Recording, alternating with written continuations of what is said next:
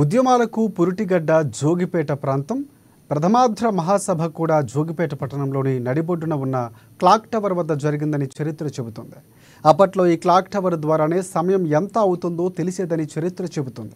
కేసీఆర్ ప్రభుత్వంలో జోగిపేట పట్టణంలో renovated clock టవర్కి Ramesh switch watch company gallery వారి నుంచి 12 లక్షల రూపాయల వ్యయంతో 19/3/2023న GPS సిస్టంతో కూడిన గడియారాలు ప్రారంభించారు. ప్రతిరోజు ఉదయం 5 గంటలకు వందే మాతరం గీతంతో మొదలై ప్రతి గంటకు సమయం తెలియజేస్తూ గంట మోగేది.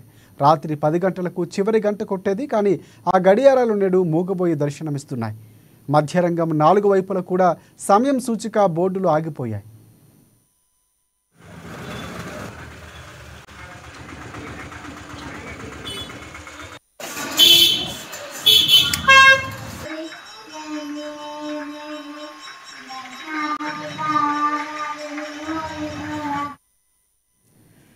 ఇక శుక్రవారం మధ్యాహ్నం 1:15 అయితే క్లాక్ టవర్కు ముందు భాగంలో 2:30 మరొక వైపు రాత్రి 8:30, ఎడమవైపు సాయంత్రం 6:50, కుడివైపు మధ్యాహ్నం 3:10 సమయంగా మూగబోయి దర్శనమిస్తున్నాయి.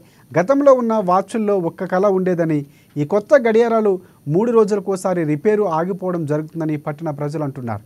కాబట్టి సంబంధిత అధికారులు స్పందించి చరిత్ర కలిగిన మధ్య రంగానికి సమయ సూచిక గడియారాలు కరెక్టుగా ఉండేలా జాగ్రత్తలు తీసుకోవాలని కోరుతున్నారు. ప్రతి గంటకు గంట మోగేలా చర్యలు తీసుకోవాలని స్థానికులు కోరుతున్నారు.